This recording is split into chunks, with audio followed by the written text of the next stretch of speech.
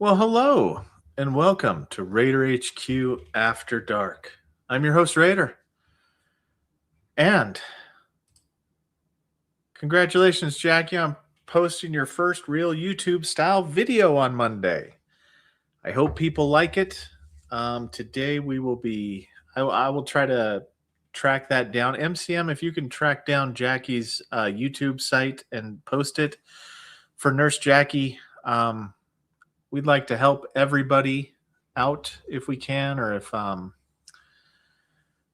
having a night tonight. I'm getting ready to have a migraine, so I can feel myself getting ready to have a migraine. So it might be a short stream tonight. But how is everybody doing? We've been very busy here as of late. Fighting the good fight, trying to teach the masses about what they do not understand, unfortunately. But tonight I don't want to talk about the things that people do not understand per se. I want to talk about your specific questions that you might have for me. And we're going to get into it. And we're going to start right off. Hello, Raider. I submitted a higher level review months ago. Before being granted PNT, I kept automated messages to schedule, even though I sent a 41 with my signature to withdraw. Part 1, Part 2.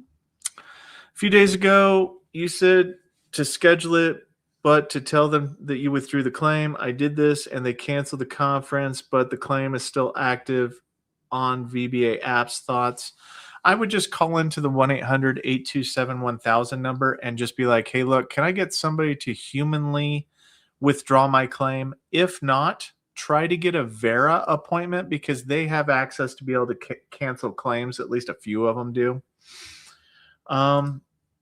Yesterday, I had an independent medical opinion CMP exam that I didn't have to attend for my third round supplemental claim sleep apnea. What would they be looking for during the independent medical opinion exam? Typically, what they'd be looking for is they're looking for additional theories for service connection that technically could apply to your claim, but they didn't actually apply them in this claim. Hello, the Salty Old Marine. Hey guys, if you haven't went over and watched the Salty Old Marine, I suggest going over and giving him at least 2 videos. Pick 2 videos, watch them, and see if you like them. I did that, and I watch them all the time. It's killing me already. Hey Raider, thanks for your help. I got my higher level review approved for the sleep apnea 50%. Well, awesome. That's cool, man. I'm glad that you found some kind of benefit from the channel. Obviously you did all the work. How did Ed say it? All I did was open the door. You walked through it. Yep, and we're back in business as usual. We're just going to keep on keeping on. You can only take a horse to water, but you can't do anything else with it. Can you explain bilateral? Does it have to be right knee to left knee? No, it doesn't. It could be right ankle, left knee, as long as it's one side versus the other, depending on if it's upper or lower extremity. It doesn't even have to be in the same body system. So you could have right lower extremity neurological conditions like radiculopathy, and then left ankle sprain. Because you have one left and one right, that adds the bilateral factor to your claim. And the way that you have to consider the bilateral factor is that they're bonus points that are added to your overall percentage. When being reevaluated for an act of God moment and not because you file an increase, what schedule of rating are you under for reevaluation? Was it 3.159E? Typically a clear and unmistakable error guideline. That's why they do it. Or A. There's an A version of that, 3.105A, I want to say. I don't really remember it off the top of my head. Those are whenever you should have gotten an increase, sometimes not a clear and unmistakable error. Disrobed Crown gifted 5 Raider HQ After Dark memberships. Thank you so much, Disrobed Crown. You didn't have to do that. And okay, I Euclid nailed it. Okay, became a member. All right, cool, man. Thank you so much. You guys don't have to do that. I appreciate it though. Let me try to find out where I was beforehand. Nurse Jackie is awesome. I'm looking forward to seeing more Nurse Jackie videos, by the way. We need more female representation in the YouTube community for veterans. I'm just going to be honest with you. It kind of weirds me out that I don't see more female YouTubers in the veteran community. Oh, I have a question for you guys too.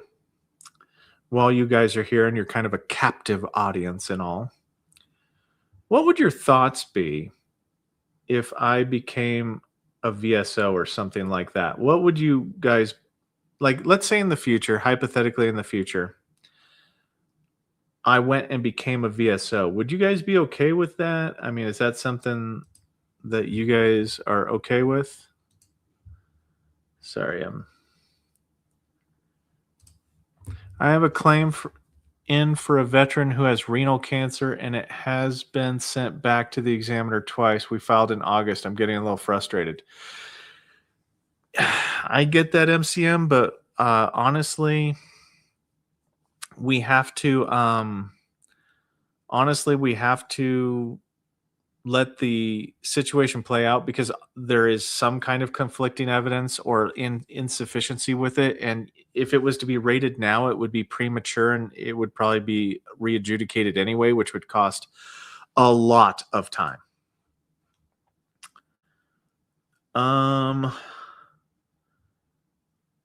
There we go.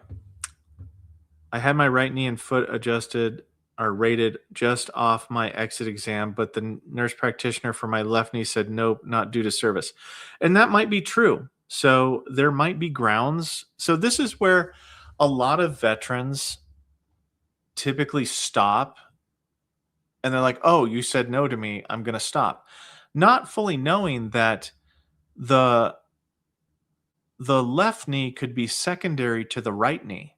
You know, like the left knee could be overworked due to the right knee being disabled. So rather than do it directly, you could potentially do it secondary if your fact pattern met up with that. So it is something interesting to think of. So how you would do that is, because the left knee was denied, you'd have to do a supplemental claim and claim a new medical nexus secondary to the other knee. I don't know why, but I have seen a lot of examiners very favorably accept the theory that, you know, parallel joints like the knees, the hips, like if it's the left hip causes the right hip, when they're parallel like that, when they're, you know, the same joint, just different side, they don't seem to have too much complaints about there being a causal relationship. Now, obviously, I can't guarantee anything beyond the tip of my nose, but it's just a kind of a trend I've seen from examiners. But if it's something like, you know, my ankle causes my hip, because there's like a big gap, you know, multiple joints in between that, they don't really like those ones that much. You can do the @ sign, like here, I'll do it in RHG for veterans. It's not too, like, you can do the @ sign type thing, and that'll yeah, that'll kind of link you up with them, or you'll be able to at least some of their name in it, so that way you can kind of, you know, tailor who you're talking to. I'm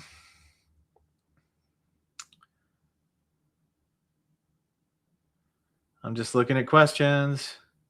There's a lot of crosstalk, which is fine. I love it when you guys talk to each other, because there's a lot of good voices in here, a lot of smart individuals that can, you know, typically answer questions that are dead on whenever I'm a little busy. So, like, especially like MCM.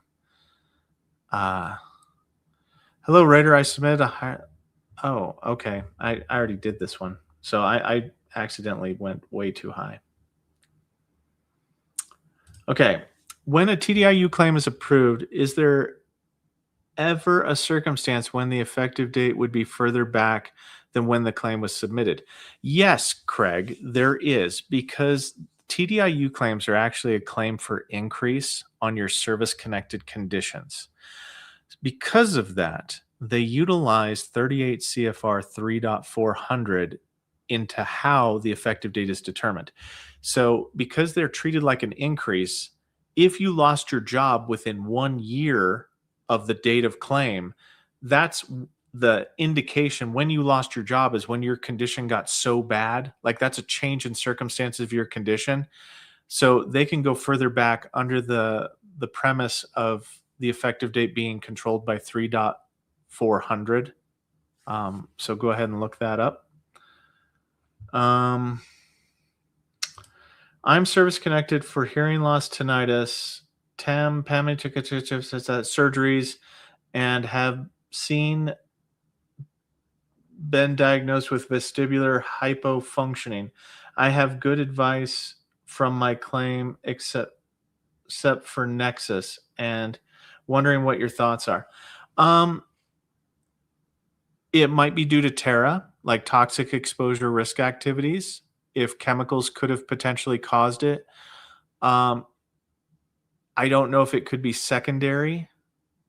I honestly, vestibular functioning, you might have to go with. I might defer to Jackie on that because this is highly medical in terms of its presentation. So, but you definitely have, really, Luna, you definitely have the ability to claim it due to toxic exposure risk activities or environmental occupational hazards if you have those.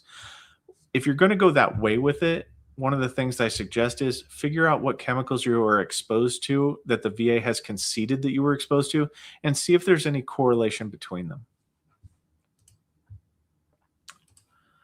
Does a rater take health records into consideration with the DBQs, or does the rater mainly look at the DBQ? Okay. Take into consideration is a very, it's hard for me to answer this. So the answer is yes and no. So the rater looks to see, were all the medical records sent to the examiner? Next, the rater looks at the medical evidence to see if there's any conflicting evidence between the DBQ and the medical records. If the examiner says that the veteran doesn't have a diagnosis for like cancer, but I see in their medical records that they have an active diagnosis for cancer, that's conflicting evidence. So they do look at that, but when they look at it, they have to actually push it back to the examiner and make the examiner either account for that evidence or resolve any kind of conflicts where it's like, okay, why do you think he doesn't have cancer whenever I have this clear evidence that shows that he does? I mean, I know that's an extreme example, but it's just one of the ones that okay. Is rhinitis with polyps presumptive for Agent Orange exposure? No, it is not, but it is not excluded from potentially being caused by Agent Orange. So you would have to get a medical opinion. So no, it's not presumptive for that, but it could be granted under TERA. I'll agree with Doc Shelley on that. It's a really good job being a rater. When I got my first decision letter, it was recommended that I submit a claim for bilateral hearing loss, so I did. When I got my second decision letter, besides TDIU being deferred. Okay. Okay. I don't know what to do with that, but George, you got to give me a question in there. Hey, Raider, I see AOD service connected under higher level review, yet no other update. Does this mean I won? I don't know what AOD. Thanks for all you do. I mean, what's AOD? I mean, if it's service connected, then yeah, it's favorable. I mean, it's nice. It's not bad. We just don't know if it's 0%. We don't know what it's going to be like. Oh, Wolfpack got 100%. Awesome. Yeah, that would be the BVA. Yeah, I think CH Tim's got that one there. Hi Raider, do you think with all the chaos that's happening with the VBA and Papa Bear, is it advisable to file for secondary claims? I think it's advisable. I think it's advisable to file for claims, but one of the things that I think that I've pushed time and time again is reasonable expectations. You have to have more evidence now in 2026 than you did in 2025.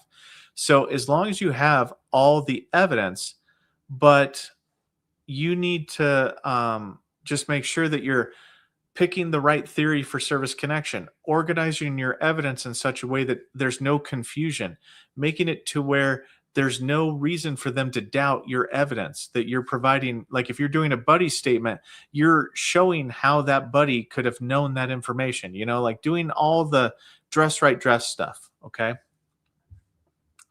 But I don't like, it's fine to file a claim. It's just, do I wish the system was better? Yes, I do. And I'm not going to just go into a tirade on that, but don't be scared of filing. Hey, Ryder, good evening. Did 2 of the 3 CMPs this week, and I have 1 more next week. 3 primary, 2 secondary claims.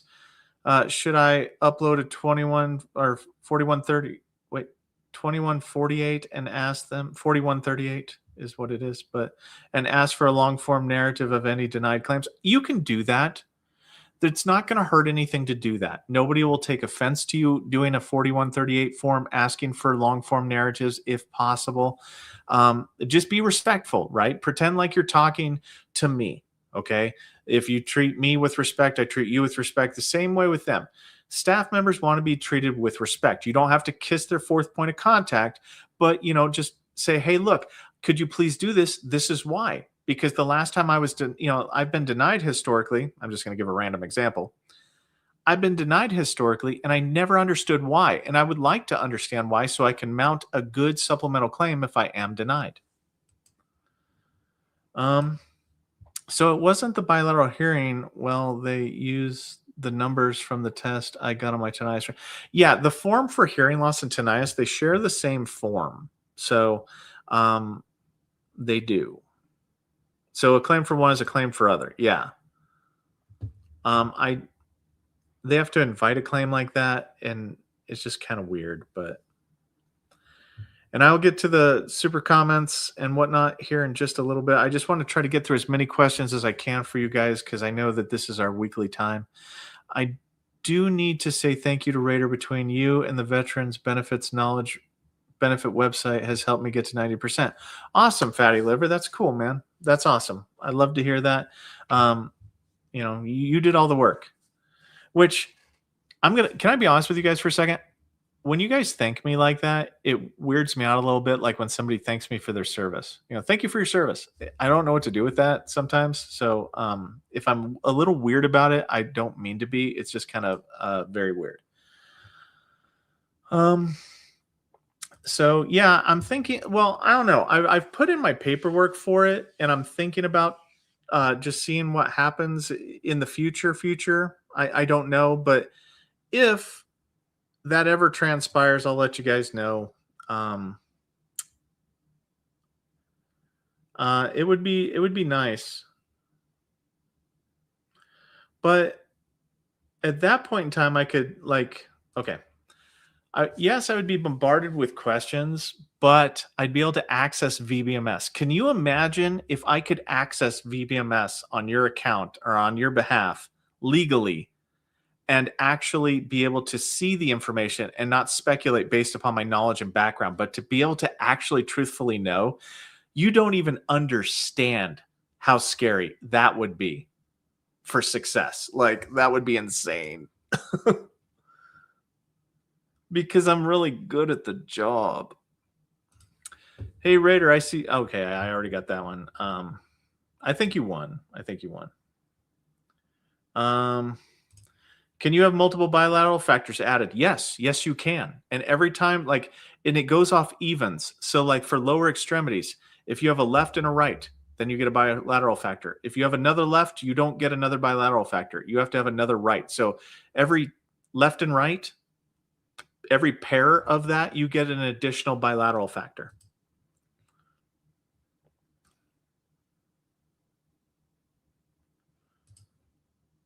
Yeah, I mean, I think so too. I don't think that those are mutually exclusive, though. I don't think that they are. I think that I could do both. To be honest with you, Jackie, it would be nice though.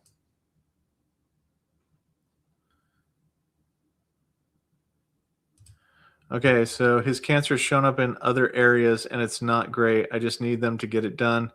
They have the evidence from his medical team.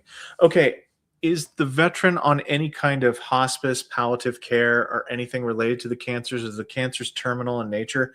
If they are, and they were not beforehand, you can update his status for terminal illness to add the flash to his file.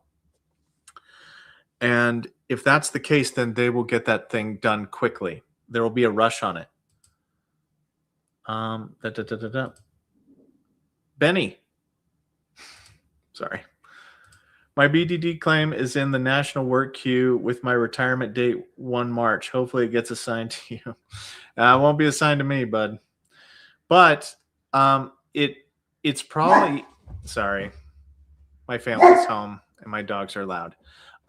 It probably is just waiting there. A lot of the times what happens is that BDD claims will get finished, but they'll get put in a holding pattern until you get your release from active duty. And the reason why is because they want to double check your character of discharge before they fully grant you to make sure that you're honorable under honorable conditions, something to where they can actually give you benefits. So that's why they hold on to them. And then it goes into effect the day after you release from active duty. So oftentimes they're just held at the national work queue waiting for you to give them a DD 214 showing honorable discharge. Okay, I watched your videos on veteran caused issues when filing claim after 100%. Can you elaborate more on the VA side risks? Veteran caused issues when filing claim. Oh, so the veteran side. Okay, so those are like what I call act of God type situations. Is where like, and I hate charlatan. I'm sorry this charlatan. I'm sorry for this, but it's like whenever that the VA does something that's outside of their own process, and that something out of their own process gets caught by OIG, and it has nothing to do with how you filed anything. It has nothing to do with you at all. But maybe a certain group of raiders weren't trained right, and they were all doing something wrong, but to a point that nobody could look the other way on, to where OIG caught it. Those are like the act of God situations where you have no control over it, but they have to rescreen the claims to make sure that they're rated correctly. I hope that that answers your question. I know that it probably doesn't, but Wolfpack gifted 20 Raider HQ subs, man. Thank you so much. That is so awesome. You don't have to do that, by the way. It's not required. It's always appreciated, never required. Meaning how often / why would they look at a contention unrelated to a claim? Oh, if you bring something to issue, like if you file a claim, technically all of your rating decisions, technically, if there's a clear and unmistakable error, the raters can go and change it if they want to, even if it's unrelated to your claimed condition. Oftentimes raters don't do that because it's not an effective use of their time. As long as it doesn't hurt anything and they don't think they'll get an error for it, a lot of raters look the other way at stuff. But you can get, the Boy Scout that goes through and they fix everything, regardless of whatever it is. And I'm not against that, right? Like I was a little Boy Scouty whenever, doing a lot of claims.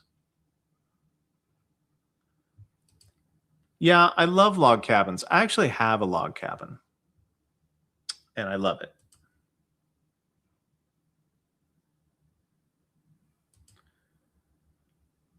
Yeah, I know. I'll anybody that wants, like, I don't know, the private chat thing, we can, afterwards, MCM, I can maybe give you a call or you send me an email.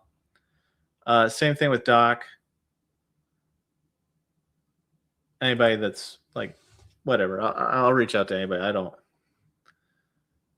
I'm still looking at questions.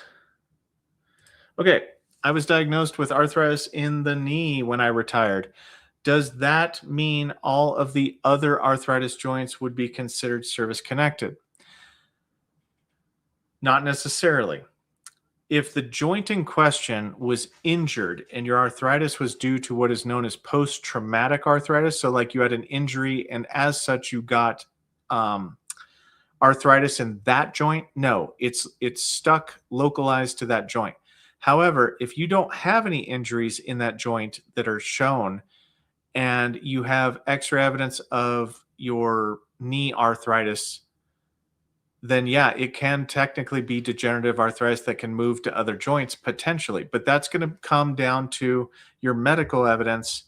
Um, and keep in mind, if it was diagnosed within 1 year of your release from active duty, it can be granted, arthritis can, presumptively under 38 CFR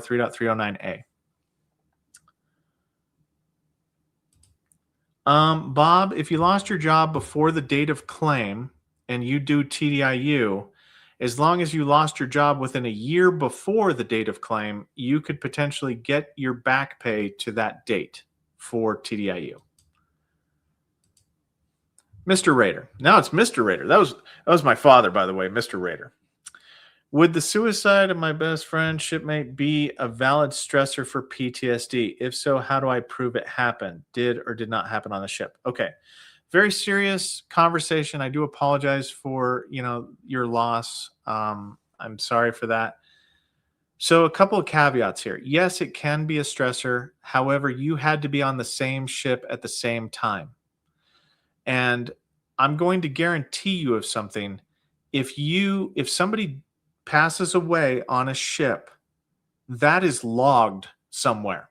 Like, you don't have that in your records, but the DOD will have that in their records because you have to think about it. They had to pay out some kind of family thing. There was a cemetery thing. There was a whole big thing. Like, they can track that as long as you know the person's name and about the time that it happened. As long as you were on the same ship as them, old vet, it'll count. Yeah, deck logs. Doc Shelley knows. Thank you, Doc. And Dr. Shelley doesn't get enough credit here because Doc Shelley was also a Raider, and I am sorry that either between, like, Doc Shelley sometimes gets censored and gets really pissed off, and sometimes it's just YouTube, man. Sometimes it's just YouTube, and it's not the mods, like, because I go and look and I'm like, who actually quieted him, and it's the way that I've got the moderation set for YouTube, because there's a button you can hit. Hi, Raider. I am service connected for asthma. I have secondary claims for diabetes, hypertension, and obesity. Okay, that third one's going to cause you a problem. I have a diagnosis for all three. How much of a chance do I have to win my claim? Okay, so obesity will not win. Obesity is not a disability for VA purposes. It can act as a kind of an intermediate step. Diabetes and hypertension, it depends on what theories for service connection you have access to. If you were a veteran who was exposed to Agent Orange, well, both of those conditions are presumptive for Agent Orange. If they didn't manifest in service, it's going to be hard to getting them connected directly. It's very hard to get diabetes and hypertension secondary to other things. It can be challenging. And so I'm going to say 2 out of the 3 have a chance. Obesity has no chance at all. But it all comes down to the facts of your circumstances of service. Okay. And I know that doesn't answer anything, but you have to you have to be able to ask yourself, how did service cause each of these things? Was it directly? Was it secondary? Was it aggravation? What was it? No, obesity cannot be. Okay, what you're thinking, Floyd, is case law. And the VA wipes its fourth point of contact with case law, evidenced by what we're sitting here right now. There is no obesity. If you go to the Board of Veterans Appeals, they can grant you obesity. It will be 0%, but they can grant you obesity. But for VA purposes, obesity is not a disability. And I will show you in a minute. Maybe. Okay, so let me share my screen real quick. Just because, and I'm not picking on anybody or anything like that. I just want to show this because this is where we get a lot of confusion, right? We get a lot of confusion because you'll come across a court case where somebody won and they're service connected, and you're like, okay, we won, we did it. And it's like, obesity per se is not a disease or injury for VA purposes, and therefore may not be service connected on a direct basis.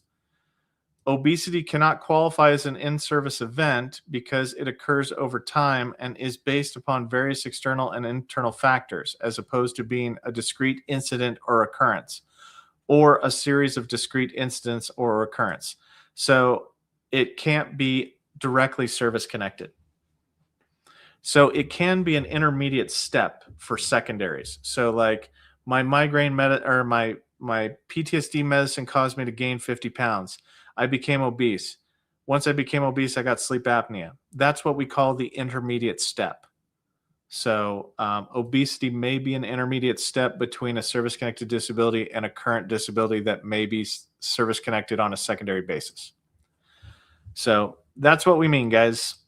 That's what we mean. And I'm sorry, yes, asthma, obesity, and diabetes is a little loose because examiners can come across and they can say, hey, look, I can think of 10,000 other reasons why you are obese other than asthma. So you have to be cautious with that. When a medical rationale by a CMP examiner states that you work as a meat cutter, but you haven't worked as a meat cutter for 2 years, is that considered an adequate? Is that considered adequate for an exam? Yes, it is. Because you being a meat cutter has nothing to do with anything. Unless it's like a TDIU thing, like you're doing individual unemployability. Like if you're going for sinusitis, you being a meat cutter doesn't matter, right? It has no bearing on the outcome of the claim. If you're trying to service connect something and you have a wrist issue, you being a meat cutter might not hurt the issue because it's like, hey, I have to overuse my wrist a lot. Ever happy? Thank you. I love your comments.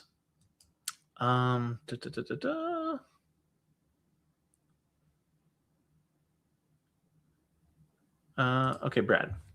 It's truly is amazing how much smoother things go when you learn how to format and organize your evidence. This is probably the best statement I could ever, like, look at the brain on Brad. Yeah, it's true, guys. Like, it honestly is true. Because the more organized your evidence is, the more structured your claim is, the easier it is for the claim to be processed accurately and for less shenanigans to happen. It's just the way of things. I'm going to be honest with you.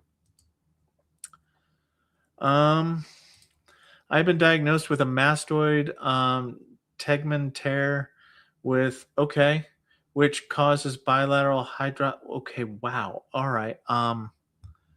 Okay, so the first part here is we would have to get mastoid tegmen tear service connected.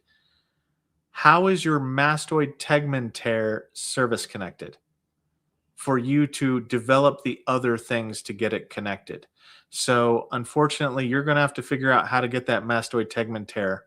I don't know if that happens from PTSD and bruxism or something like that, but that's the first thing. Like the rest of this stuff, which caused bilateral hydrops with Meniere's, that's all going to come with time. I don't know if that's service connected or not. It was kind of a odd question, but I am service connected for sinusitis and rhinitis. They are both chronic, 0% for sinusitis and 30% for rhinitis. Wow, that's rare. I had an operation for my sinusitis in 2021. VA said X-ray only. Okay, so hold on. So for the sinusitis, okay, let's look here.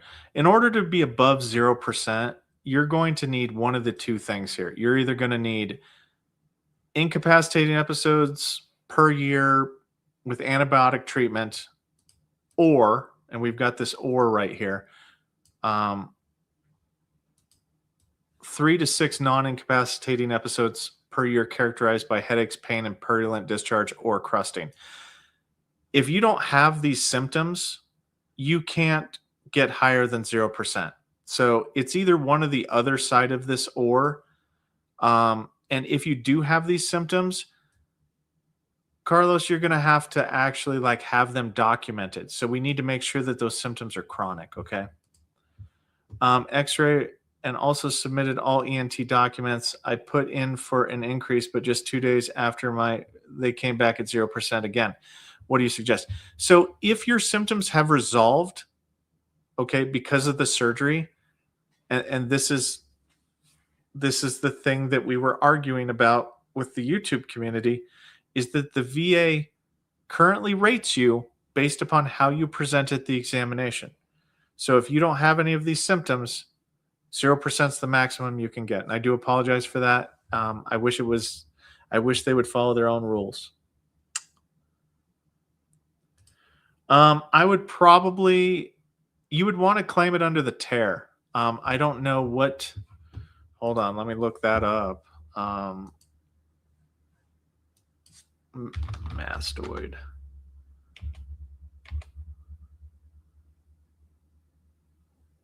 Maybe under 6,200, maybe, is what I would say, Thar, is 6,200 maybe. Just because it's weird, it'll probably have to be analogously rated.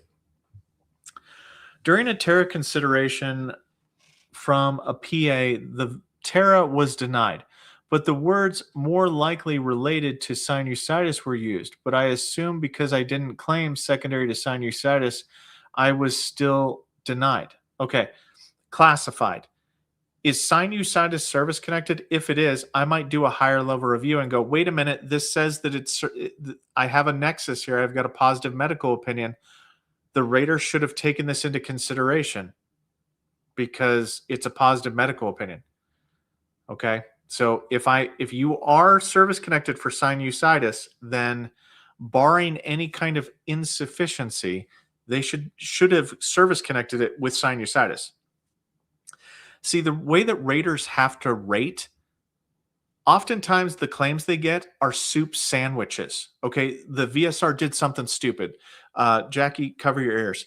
The VA CMP examiner did something stupid, and the rater has to deal with that kind of. This is not how the process normally works. So they're on the fly. What they're supposed to do is they're supposed to go, can I grant with what I have? And the answer should be yes. If that's true, if that fact pattern right there is true, and you have sinusitis service connected, then they should have granted you. What likely happened was they saw that less likely than not for the thing that you claimed, and then they didn't read the full description to find that in there. And that is on the rater for not having due diligence with reading the whole medical opinion. So I might suggest a higher level review if it were me. Yes, it can still be favorable. This week is almost over and a lot has happened. Who knew that the VA secretary would be the one that brought all of us veterans together like Voltron? Keep staying in the fight. I mean, gosh, I don't. Okay, let's stay positive. I am not going to say anything. Raider HQ, thanks for your mentoring. I achieved 100% PNT. Awesome. Wolfpack. Took months of research, but my evidence got me there. Living in New Jersey with triplets. This is life-changing. Thank you, sir. No, thank you for sharing it because, obviously you've gained some benefit from it. I can't take all the credit for it, but it at least helps the channel grow because people go, oh, what he's saying has actually helped people. Cool. And I'm so happy for you. Like, just make sure that, you just give yourself some short and long-term goals. And because sometimes the fight itself, you don't know what to do once that fight has resolved. The fight to get accurately rated.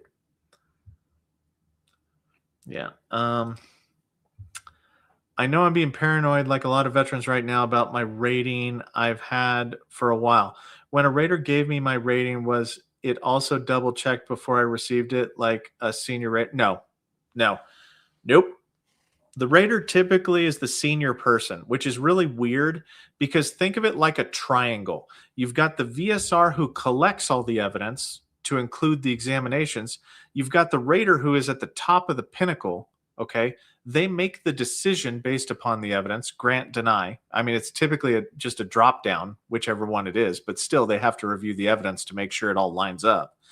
And then the authorizer, what they do, the prom and authorizer persons, they review to make sure that all the procedural issues are done, that everything lines up in VBMS-A. And they're the ones that pay you and notify you. So it's kind of weird. But no, there's no senior person that does it typically. The only times that there are senior people involved is if you get a brand new rater and they're still on probation and they have like QRT that's reviewing their work. And if you go to a VSO, sometimes you'll see second signature on the rating decision where it's not just the rater that signed it, but somebody else signed it too. That's how you can tell you had a newbie. Is it possible for successful secondary claim for a non-service related disc injury and stenosis after being service connected for degenerative arthritis? Does this require a nexus? I mean, typically what happens with the arthritis, if you watch my video about the degenerative arthritis, if you have service-connected degenerative arthritis that is moved to the neck, if the neck and the back and whatnot become compensable, then the claim switches over to like 5242. Is it 5242? Yeah, 5242 of the spine. And you'll get a higher rating typically out of 5242 sometimes compared to like the degenerative arthritis version of it. But it'll depend on if those things get compensable, because then they'll just switch you over. I'm sorry. Live chat keeps getting interrupted by commercials. Is it possible to be rated for Meniere's even though I have never been diagnosed with it? I have chronic. No, then no, it is not. You need the diagnosis. Nope. That is a hard no on that one. If at any point in time a commercial interrupts your answer to a question, just put in there that you would like me to repeat the answer. I probably will not word for word give you the repeat to the answer, but I will honestly try to re-answer it if a commercial interrupts it. My buddy used some consultants for his claim and didn't get the rating they wanted. The consultants recommended submitting supplemental with no new evidence, just argument. He won. Is that common? No, that's not common. It's not common at all. Well, sometimes you don't need to present new evidence if you change the theory for service connection. Changing the theory from like direct to secondary, that's new and relevant evidence. So sometimes you don't need new and relevant evidence depending on the circumstances. But it's not common, no. When a CMP examiner holds it against you and says your obesity due to lifestyle choice by the job you used to have, like a truck driver, that is the worst thing ever. I might file a complaint on that. How do they know? I did review my knee and foot DBQ from VA done 3 weeks ago. They all listed I was on medication, but it didn't affect the exam. Funny was I wasn't on medication. Yeah, they don't care. Yeah, okay, you guys are you're not trying to, but you're gonna get me to start on this. Yeah, they're gonna just treat you as in the here and now. Like whether you are on medication or aren't on medication, there's nowhere for them to report that. So you just have to treat it like how you presented the exam is how you presented the exam. There's been way too much paranoia this week. Correct. We love your tirades. No, we don't. Okay, George. Had a CMP exam that led to 10% tinnitus rating. Decision letter said submit for bilateral hearing loss, which I did right now. It's deferred in step 3. Will they use the CMP? It depends on how far back it is, George. There's a freshness test to DBQs. Typically, 6 months or less.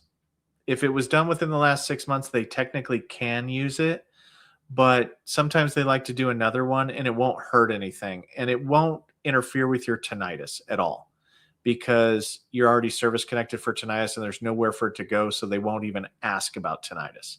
But I hope that that answers your question. So you could go to a new exam. You could not go to a new exam. It'll depend on the VSR.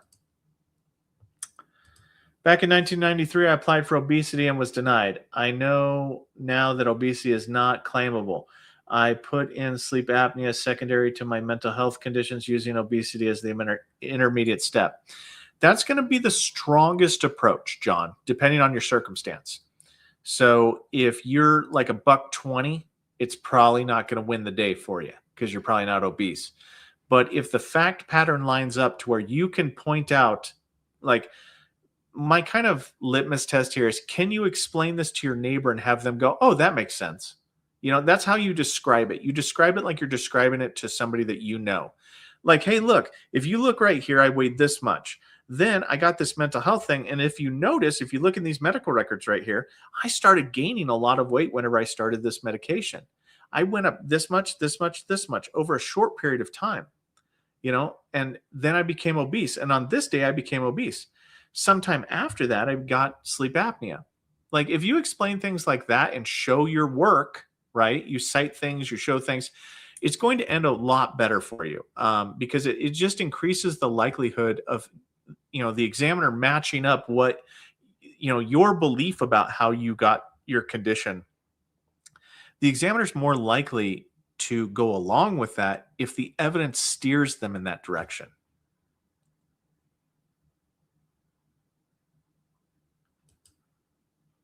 Evening all. So have you ever seen a case where they only ordered one exam and never ordered other exams? All the time. I have this going on right now and wondering whoever looks at it thinks exams are ordered. No, what typically happens, okay, now this is, I don't know your fact pattern, the real dark one. If you specifically submit a claim for, like, let's say 5 things and you're trying to get them service connected. If up front you are missing one of the elements, they will not order an exam for you. If you have increases, like if all 5 of these are increases or whatnot, you should get an exam. But if you're trying to service connect something and they don't give you an exam, then the outcome is likely denial because the VSR thinks that you are missing an element. Any advice on how to connect? Oh gosh, you guys with the weird stuff tonight. I don't think that'll actually help anything.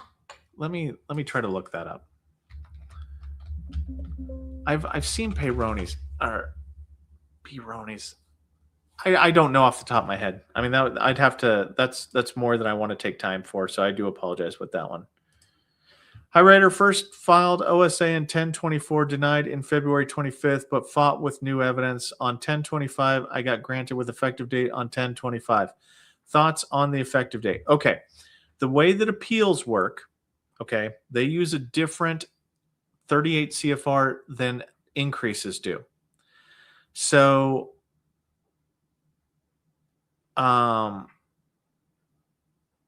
it depends on when you were when was your release from active duty?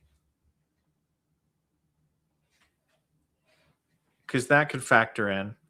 Also, if you didn't have a diagnosis of OSA during this first claim right here, your effective date can't go back to that first claim. So you would have to show that you had the diagnosis before or during that first examination. If not, 38 CFR 3.2501 will not let the rater go back earlier than the current claim or intent to file associated with your current supplemental claim. So that's, yeah. So if you do have that evidence, then it should have went back. Yeah.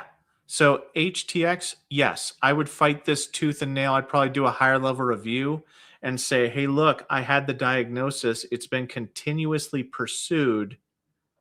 I should have been given an earlier, well, don't say the words earlier effective date, okay? Because once you do that, they will not want to hear it. Just do the higher level review, ask for the informal conference, and just say that you disagree with the rating decision. And then once you get the informal conference, at that point in time, you can talk about the fact that you don't know why you got the effective date that you got, okay? Because then the DRO can do it. But if you talk about it up front, what'll happen is they'll just deny your claim and tell you to do a CUNE.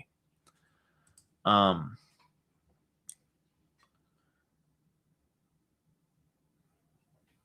right. Question. Is cancer a primary or secondary? It can be both. Like if you have, like for TERA, now considering what time period you served in, if you went to Southwest Asia, 38 CFR 3.320 has a lot of cancers. The majority of cancers, honestly, they, the majority of the time the cancers are primary. Sometimes you can have, the only time that a cancer is secondary is when it metastasizes. So when it metastasizes, that's whenever you can have like prostate cancer move to the pancreas, and then both cancers can get separately rated at 100% if they're active. But that's the only time that you'll have cancer that's secondary, is whenever it metastasizes. Is there any internal VA guidance that pushes raters to focus on direct service connection for sleep apnea instead of properly considering secondary or aggravation when the evidence supports it? Yes. Direct service connection is the default of all raters. If you, or I shouldn't say it this way, but if the veteran didn't specifically specify what theory, then the rater will primarily work on the direct theory for service connection. Raters and VSRs cannot raise secondary to issue unless the veteran requests it specifically and explicitly, or the examiner reports, like in our earlier example tonight, the examiner reports that the veteran's condition is due to this other thing in the medical opinion. If that's the case, then the rater can act. But the duty to assist does not cover secondary conditions, because if it did, we'd be sitting there all day. No claims would ever get rated because we're like, okay, we're going to deny this. Well, let's see if it's due to his asthma. Now let's see if it's due to his foot, because we could do secondary for everything. But yeah, they should if it was explicitly requested. My VSO is added obesity to a claim. Now the VA is asking for oh my gosh, okay, John, withdraw it. Okay, withdraw obesity from the claim, please. It'll just mess things up. Sorry for that. It's frustrating that they're doing that to you. I'm not frustrated with you at all.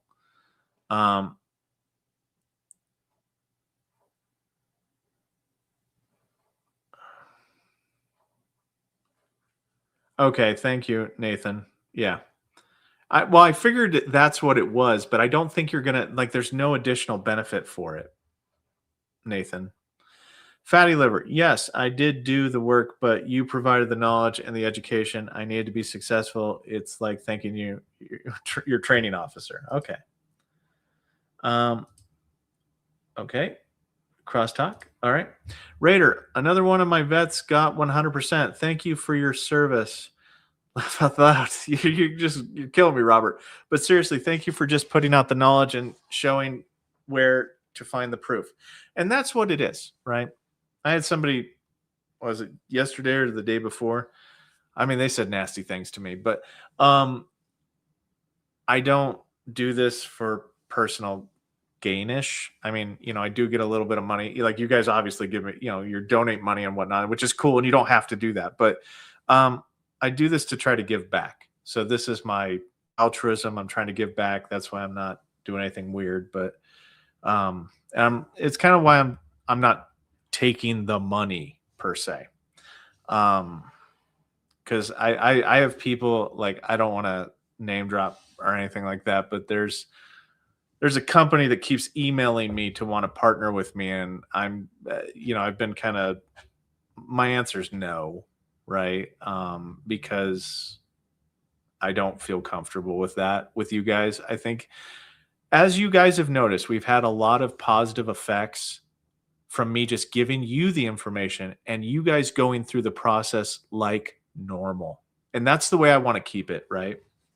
Hey, the Green Logbook, nice to see you. But yeah, I'm doing good. How are you doing, Green Logbook? I'm just answering questions. I'm just trying to just pop them off. I got my decision letter for mental health was denied. The CMP examiner did acknowledge diagnosis of anxiety and panic attack, but denied stressor for service connection. If I got a private nexus, is a new exam needed? Yes. Okay, so there's a couple things here, Grill Nation, which, mind you, Grill Nation is like a celebrity. This guy is a celebrity. Like his channel, like check him out. Wow. So I'm starstruck. So Grill Nation, I'm gonna give you a very good answer here. Okay. The problem that you have is that it sounds like they're trying to, anytime you see the word stressor, that means they're trying to put your symptoms in the box of PTSD. Because you don't have a diagnosis of PTSD and you only have a diagnosis of anxiety and panic attack, if you were trying to claim fear-based symptoms, right? Like if you deployed to Iraq, Afghanistan, Southwest Asia, what you're going to want, like a new private nexus in order to be successful in this category, you'd need to have a diagnosis of PTSD. And then your stressor would have to relate to whatever, it would have to relate to service and be able to be corroborated. So I hope that answers the question. Now, let's say that the term stressor shouldn't have been applied. Let's say you didn't deploy anywhere and you didn't do anything like that. Well, your anxiety would have to manifest either directly or secondary, right? So if that's the case, if that fact pattern is the case, then you would have to obviously show, for the direct theory for service connection, you'd have to show symptoms in service. Now, if it's secondary to, like, let's say chronic pain, let's say that you have a lot of injuries in your body that are service connected, and those injuries cause you to have chronic pain, and that chronic pain causes you anxiety and some panic. Well, you'd have to create evidence for that theory for service connection, because the way that you describe this is it's crossed the line into PTSD, because anytime that they say stressor, and because they keep saying stressor and service connection, that's the direct theory only. So I don't know if that answers your question, Grill Nation, but let me know. Hey, Raider, received 100% scheduler. VSO says that there are no future exams, but proposal to reduce back condition is still open. The rating won't bring down 100%. Would a final decision include PNT? Yes. Well, okay. So, Matt, if you were awarded DEA, then you have total and permanent for the 100% that you were awarded. So it wouldn't matter what they do with the back at that point in time. However, if the back itself, if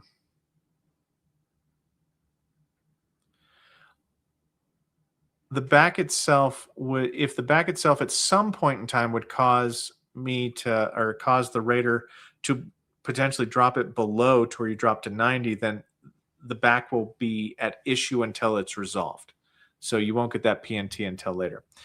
Tim, the super chats and whatnot, I'm just trying to answer the questions at present. I will answer them before I go offline, but they're there. They're starred. They're on the right side here.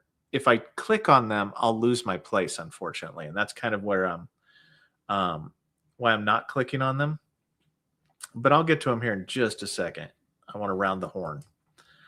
Hey, Ryder, you suggested including a DD-214 with a buddy statement for credibility for a long-term domestic partner who submitted a buddy statement. What document helps establish credibility?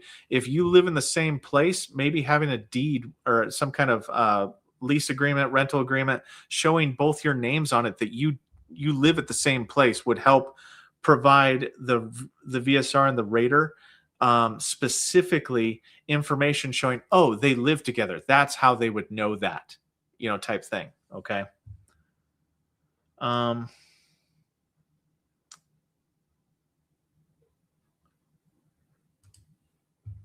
Raider HQ, thanks for all you do. Please know it is appreciated in your experience. How often do you rate and grant a claim for migraine secondary to tinnitus or chronic sinusitis? Tinnitus, not so much. And it's not because raters do what they're told. If the examiners don't believe it on a whole, then the rater has to do what the examiner says. So if Jackie's sitting there telling people, no, I don't believe that, and she wouldn't do this, but I'm just teasing her. But, if Jackie said that the tinnitus didn't cause the migraines, then, it's very rare for tinnitus to cause the migraines. It's more common for sinusitis to cause the migraines because there can be a medical rationale for that. And then, so that's the answer to that. So let's see here. We're at 6:37. Let's go and answer some questions.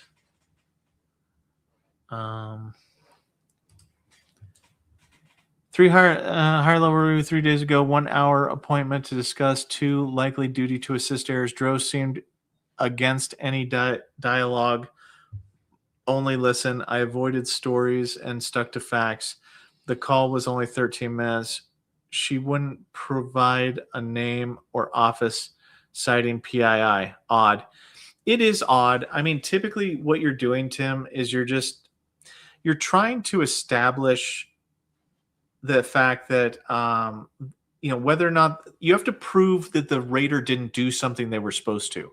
So you're trying to show that the rater went against instructions. If the rater actually granted you for service connection for obesity, that would go against what the manual directly tells the rater to do. That's the kind of dilemma that you want to present to a DRO, a decision review officer, because you want them to go, oh, he didn't do what he was supposed to do because the M21 says to do the opposite. And if you don't do that, it can actually, that's why they keep the call short, because they don't want your opinion about it. They just want to know what was done wrong, and they want you to be concise with it. So you get different people that do different things, and it's truly challenging. So I empathize with you, Tim. Just make sure that now I've talked about this in some other videos, right? If you guys do higher level reviews and they do find a duty to assist error, resubmit your evidence as quickly as you can once that new EP040 supplemental claim gets created. That way, because sometimes the VSRs aren't told, because it won't look like it's a higher level review at that point in time. It becomes a supplemental claim. So they're just like, okay, what evidence do I have in front of me? Oh, I don't have any. Okay, well, they told me to order an exam. I'm not going to include any evidence with it. So sometimes it behooves you to actually file the evidence again. Just a Vet gifted 10 additional subs. Wow. Thank you so much. I appreciate it. Weirds me out, guys. Thank you. I'm dying. P.S. Ref, that higher level review 20% currently in stage 5. Does that mean I'm likely not required to get another CMP exam? If you're in stage 5, Okay. Yeah, then you're probably not getting another CMP exam. They should have. They honestly should have. Like if you're in stage 5, well, actually, hold on. Stage 5 in the higher level review claim is nothing to worry about. What'll happen is that claim will run its complete course. And then at the end of it, if they do find duty to assist errors, they'll open up a new supplemental claim. And you'll get a rating decision saying, hey, look, we found these 2 duty to assist errors. We're going to fix them. And then that's what the supplemental claim is for. JSMC. For your coffee fund, I want you to know that your knowledge is one thing, but you've also given many the confidence as well to move forward. Well, thank you, guys. Guys, you're making me blush. You can't tell it because I'm facing the fireplace, but you're making me blush. Thank you for all your thing. Okay, Sugar Daddy Jimmy C. Thank you for doing this. Raider, for Luna's snack fund. Can't have you being pushed down the stairs no more. Oh my gosh, that was so horrible. Every time I've ever hurt myself, I think it's because of Luna or Zoe. I don't know which one of these two, but I mean, yeah, no, like, and it's not that they're being mean or anything like that, but they think that they're the size of chihuahuas, and they're not. They're honestly not. Aloha Raider, I received a rating for degenerative joint disease in 1996. In 2019, they changed it to ankle tendinitis, and I have recently been diagnosed with degenerative joint in the knees, but I was denied service connection. Because they changed the diagnosis, you might not be able to use degenerative joint disease or degenerative arthritis to have it have spread to different joints. If your ankle injury that was service connected was due to trauma, they have every right to change the diagnosis, and that would localize it to that joint only, the arthritis.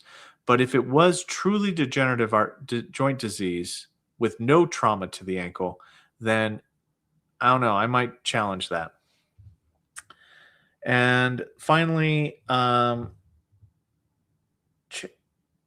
Chase, I can't. Okay, thank you for becoming a YouTube member. I'm gonna hurt myself with that name. I appreciate it. There are no specific. Okay, wait. Let me try to think about that. See, the problem with that question, Thomas, is that it's challenging because it would depend. Like, could you get SMCL for not being able to do activities for daily living because you have aid in attendance due to a very severe lung condition? Yes. But there's no direct special monthly compensations, like loss of use of a creative organ is a special one. There is none for lungs, sadly enough. Let me see here. I'm trying to find questions. Let me get that off of there. Hold on just a second. Oh, thank you. Hold on.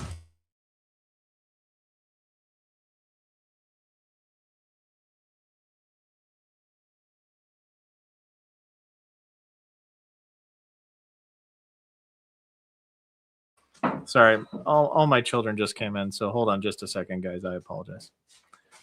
I will be right back.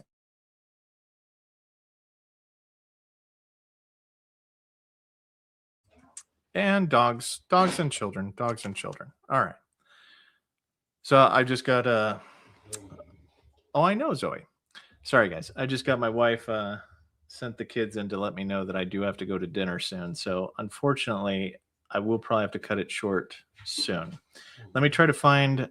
I'm going to stay longer, though. At this point in time, she is watching the stream, so she is going to be on me. So we got to do this quick. So let me just see here. Let me try to find some good questions, guys.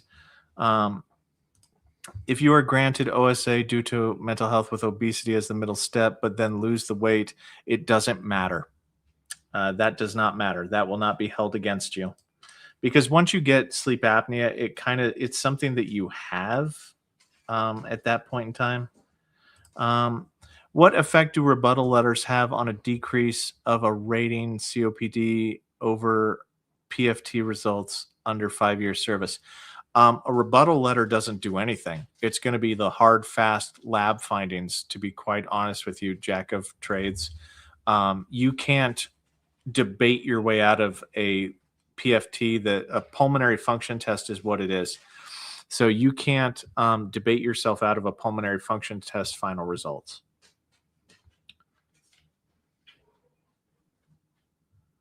Oh my gosh, there's a lot of fighting in the chat there. Hey Raider, will having an intent to file filed while other claims are in process hold up final? No, it won't. The way that you have to look at intent to files is they're just a placeholder for back pay for the next claim that you file. They don't hold up anything.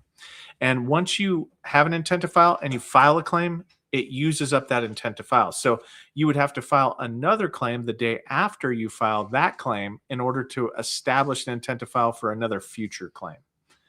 So, how do you prove aggravation versus direct in service? Okay, aggravation there's two different types of aggravation.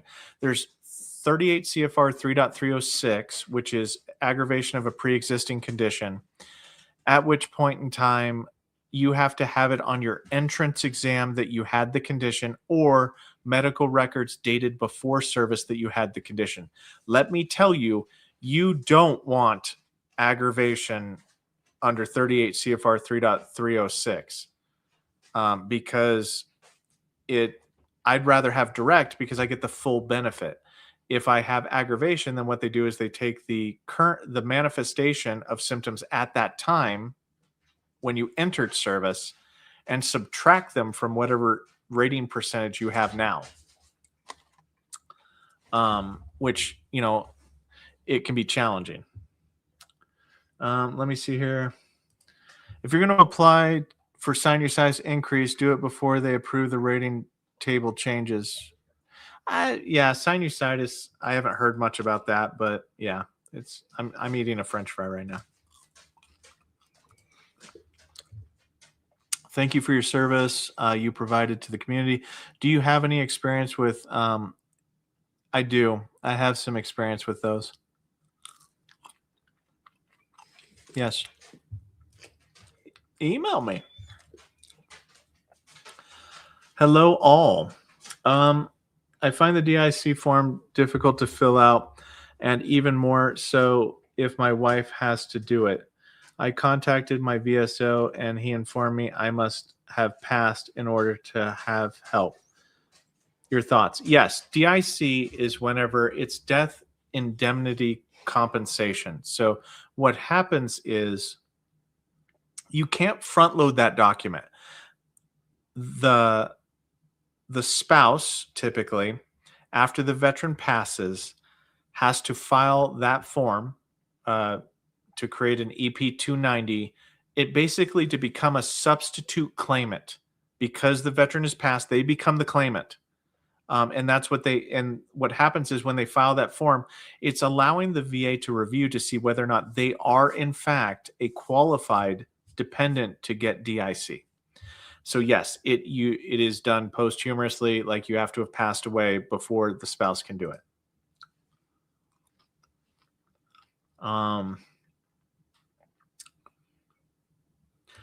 No, old vet, deck logs are not something that you request.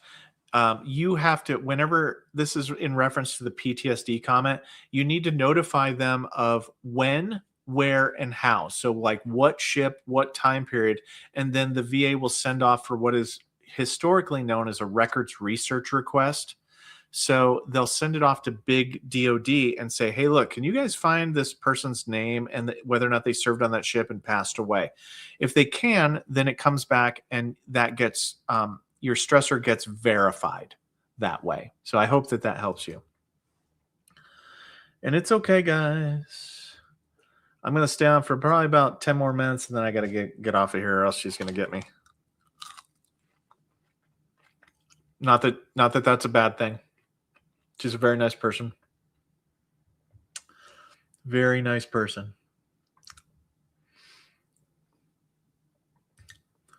Why is insomnia rated under general anxiety? Just because because the entirety of mental health excluding eating disorders is under the general rating formula, so they don't need to name specific things. Insomnia is a form of anxiety.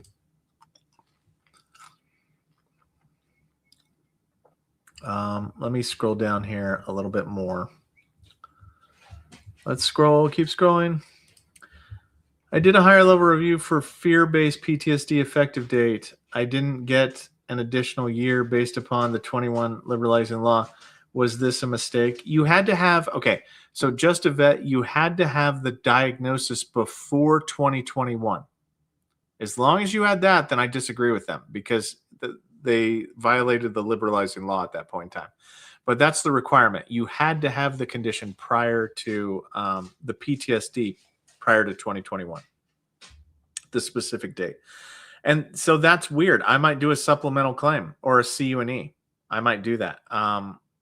Sometimes you get bad DROs. I'm not going to lie. Like, not, you know how you can't please all the people all the time type thing.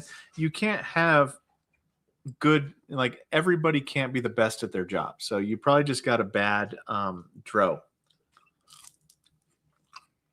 Yeah, so you're going to have to do a supplemental claim and probably call a clear and unmistakable error. So you might need an attorney to help you out with that.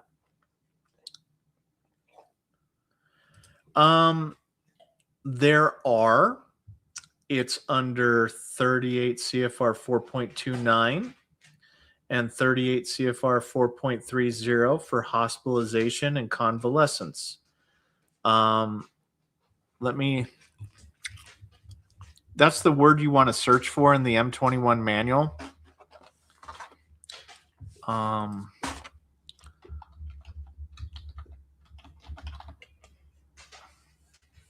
So, sorry.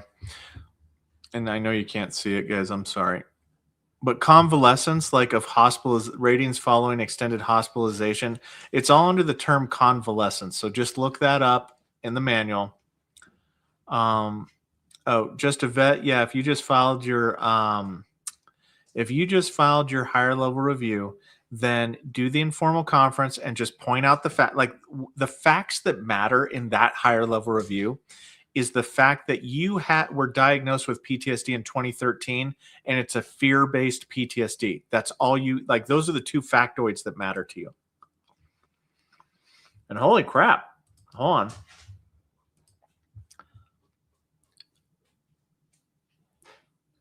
Kadub, I'm going to mess that up. Thank you so much for the donation. I appreciate it, man. Wow. 40. Wow. That's big ticket item there. No, that's very weird. You caught me before I left though. So I feel bad. You didn't ask a question. If you have a question, would you show your CMP examiner your Iraq video? No, they don't. Look, no, I would not show them that because it doesn't prove anything. You need to really how you gather your evidence and how you need to be very cautious in this day and age, the year of our Lord, 2026. You need to be very cautious with how you organize your evidence. If you are organizing your evidence, it can't be based upon videos because I can't corroborate that video. Even though you showed it to the examiner might make statements based upon that video, but I can't, the rater can't see that video. So it becomes a very, very challenging thing. Even if the examiner does say something based upon that, we can't corroborate it. And if you guys remember anything from what I tell you, you have to be able to corroborate everything. Okay. So I hope that answers your question. I mean, I know that's not ideal, and I'm eating French fries.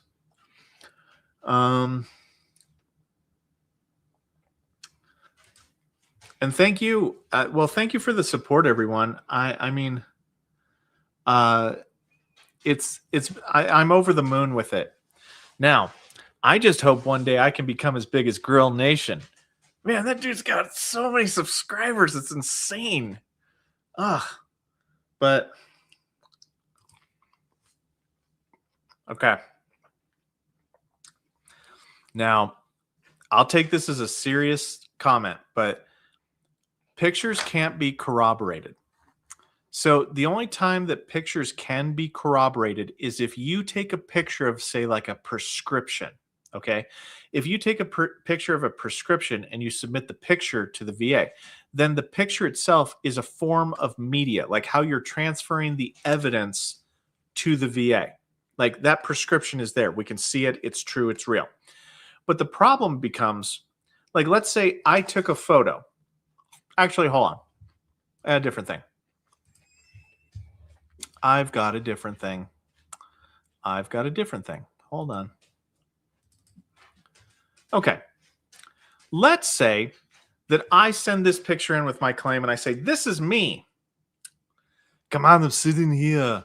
I'm eating my French fries. Come on, let's do it. You know, let's say I send this picture in. How does the rater prove that that is me? There's no, unless it's photos from.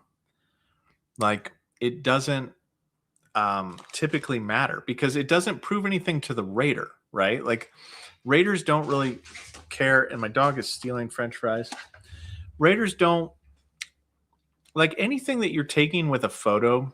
Typically, if you're trying to prove like you were at a specific location, documents do much better job than that.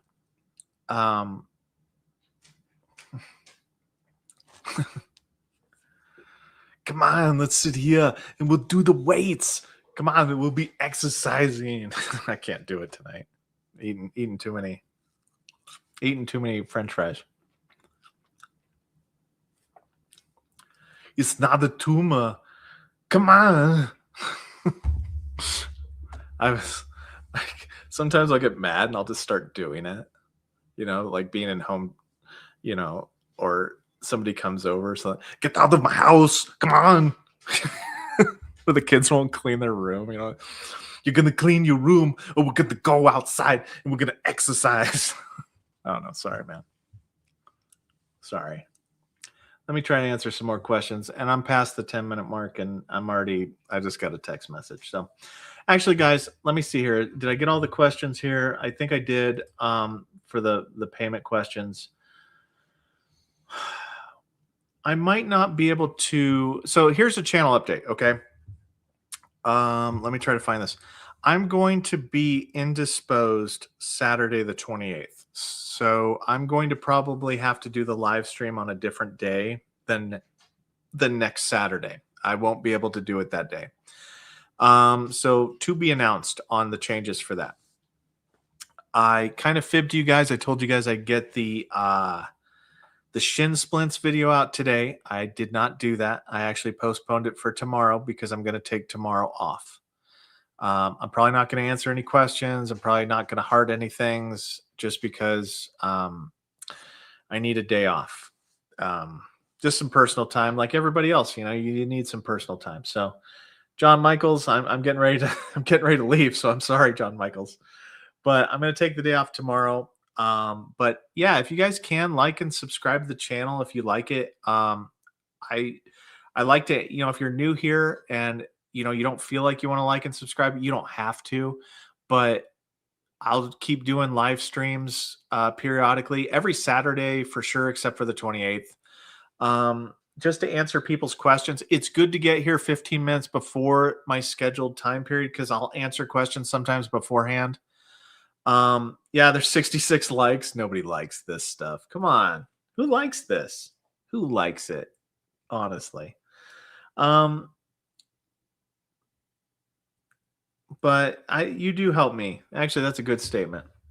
You guys do help me. It's kind of cathartic to, I don't know, do this, but so moving forward, I'm just going to keep putting out videos. I'm going to try to stay away from the news stuff. I have honestly tried, my friends, to educate people about the process, and you can only take a horse to water. And I'm done taking people to water. Yeah, no, the channel's not conflicted with claims companies. Pay to play. I'm not like John Michaels didn't hear me, but I put in an application to hopefully in the future be a VSO. So there might come a time when Rater is able to file your claims for you. So that might be a thing in the future. But who knows? We don't know. But just keep that open. And, if that's something you guys are interested in maybe me pursuing in the future tense, let me know. But troll to shill. Anyway, guys, my wife is going to kill me. Have a wonderful night. Raider out.